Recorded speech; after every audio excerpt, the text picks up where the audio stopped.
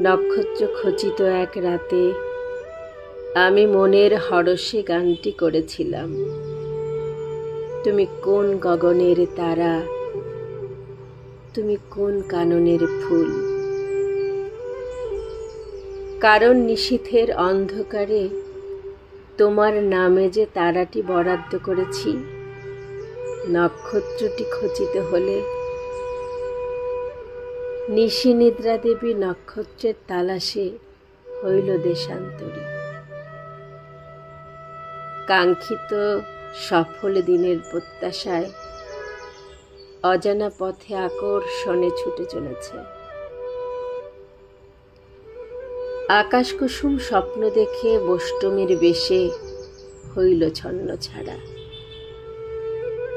বাসনার নক্ষত্র খচিত বলে নিমিষে হলো সর্বহারা।